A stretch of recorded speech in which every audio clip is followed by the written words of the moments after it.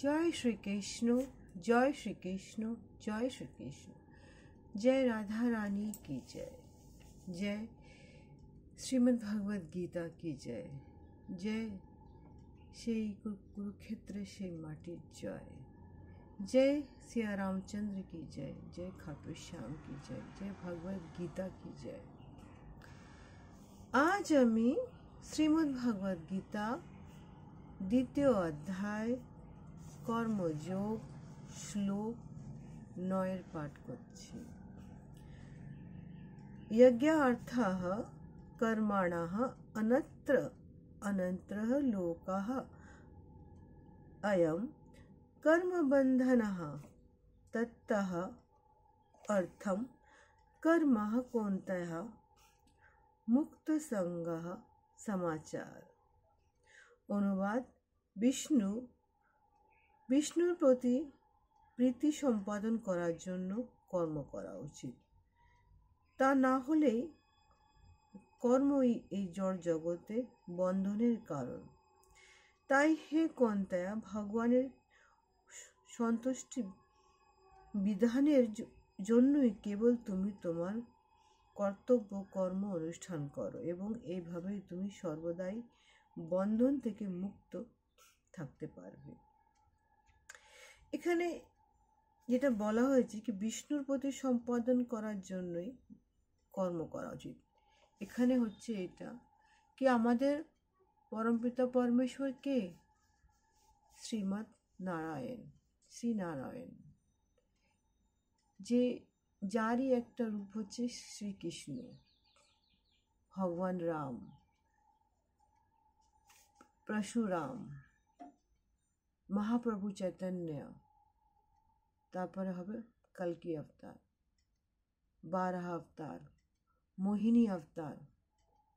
এই সব কিছুই যেন ভগবান বিষ্ণু তার নিজস্ব রূপ, তার সব রূপ যুগে যুগে ধরে তার রূপ হয়েছে। যখন যেই রূপের প্রয়োজন হয়েছে তখন সেই রূপ তার ধারণ করা হয়েছে। এখানে বলছে তাৎপর্য এই যে কি কর্ম করো। তুমি যেমন তোমার যখন জন্ম হয়েছে, এই পৃথিবীতে এসেছো, তোমাকে জন্ম কে দিয়েছে? সবাই জানে কি আমাদেরকে জন্ম আমাদের মা বাবা দেয়, তার জন্য আমাদের এই পৃথিবীতে আমাদের জন্ম হয়। কিন্তু ওর থেকে বড় জন্ম কে দিয়েছে তোমাকে? সেই ভগবান তোমাদেরকে সৃষ্টি করেছে। আমাদের মা আমাদের সৃষ্টি করে, জন্ম দেয়, কিন্তু তাকে সে কে দিয়েছে? ভগবান, সে নারায়ণ, সে কৃষ্ণ। আমাদের আমাদেরকে কর্ম করতে হবে। যখন জন্ম নিয়েছি তখন কর্ম করতে হবে, কর্ম করে নিজের কর্তব্যটাকে আমাদেরকে পালন করতে হবে, তাইতে আমাদের মুক্তি। শুধু সংসার ধর্ম ছাড়া হবে না, সংসার ধর্ম করতে হবে, তার সাথে কৃষ্ণের নাম করতে হবে। সংসার ধর্ম ছেড়ে দিয়ে সন্ন্যাসী হওয়াটা কর্ম না, সেটা ভগবান কখনোই বলেনি। সংসারে থাকতে হবে, সমস্ত নিয়মকানুন পালন করতে হবে, তার সাথে ভগবানকে ডাকতে হবে, এটাই হচ্ছে কর্ম। জয় শ্রীকৃষ্ণ, জয় শ্রীকৃষ্ণ, জয় শ্রীকৃষ্ণ। তার জন্য কাকে দরকার?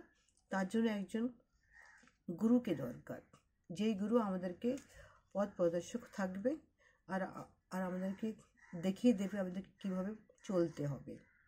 আর আর শ্রীকৃষ্ণর থেকে বড় গুরু তো ব্রহ্মাণ্ডে কিছু নেই, কেউ নেই। উনি হচ্ছে সব থেকে বড় গুরু, সব থেকে বড় গুরু, গুরুর গুরু, মহাগুরু উনি। জয় শ্রীকৃষ্ণ, জয় শ্রীকৃষ্ণ, জয় শ্রীকৃষ্ণ। শ্লোক 10।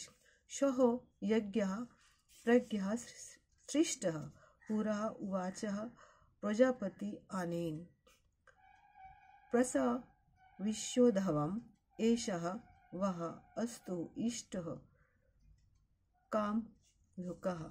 অনুবাদ, সৃষ্টির প্রারম্ভে সৃষ্টিকর্তা যজ্ঞ আদি সহ প্রজা সকলের সৃষ্টি করে বলেছিলেন, এই যজ্ঞের দ্বারা তোমরা উত্তরোত্তর সমৃদ্ধ হবে, সেই যজ্ঞ তোমাদের সমস্ত অভীষ্ট পূর্ণ করবে।